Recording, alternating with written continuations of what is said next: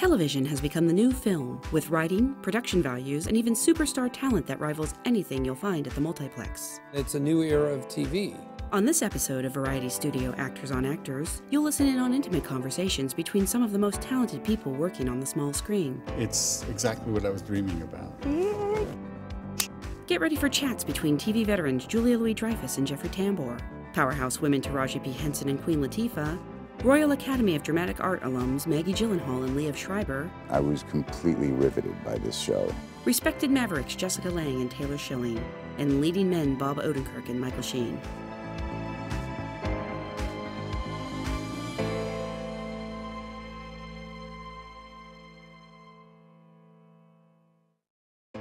Welcome to Variety Studio Actors on Actors. I'm Janelle Riley. Today's TV stars come into our homes so frequently, we start to feel as if we know them. We don't, of course. We know the characters that they play.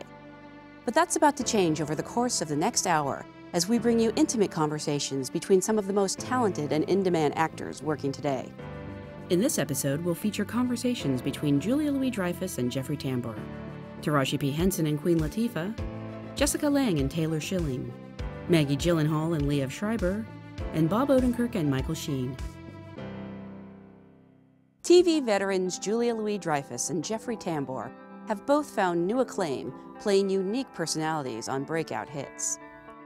We first fell in love with Julia Louis-Dreyfus as the razor-witted, oversharing best friend on Seinfeld.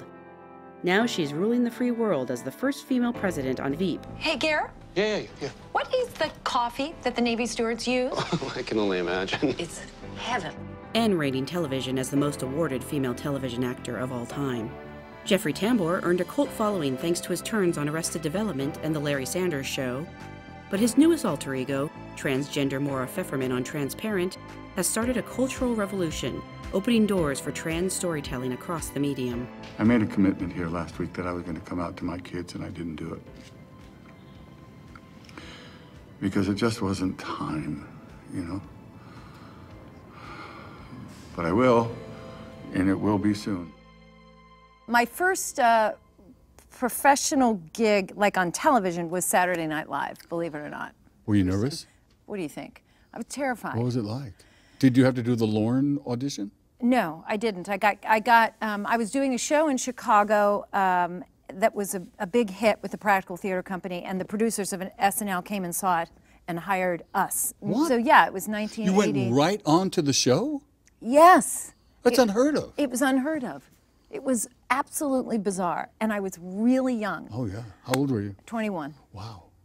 I left college and I went. So my first actual bit on the show was with Chevy Chase. But the thing that was so weird for me was that I was the audience. I was their demographic when it first came on the air. So I was a teenager watching this show. My goodness. And then I was 21, I was on the show. It was very head spinny and... My first film, I had something like that. I was cast in my first film to play opposite Al Pacino in Justice for All. And I'd never done a film.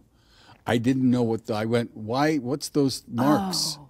I didn't understand. In fact, they said, do you need an apple or a half apple? And I went, no, I got it. I'm not hungry. I'm not even hungry. Really? Yeah, it was, and they went, they knew they had, yeah.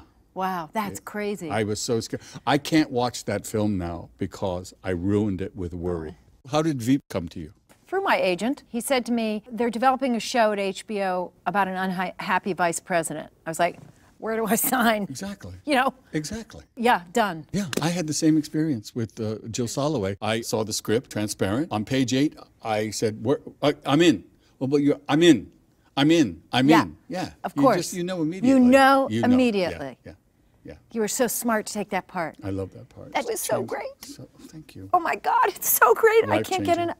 I feel that Maura is my new friend, my new best friend. Yeah. And I get wonderful conversations now. People come up and they'll take me aside and tell me some personal story about some experience in their family, either with the transgender community or something that they've heard or something they've read, and it's a real personal thing. So it's opened up a universe for you in a lot of different levels. It sounds like, right? It's what we were talking about. You know, when we went down to the basement to dream, and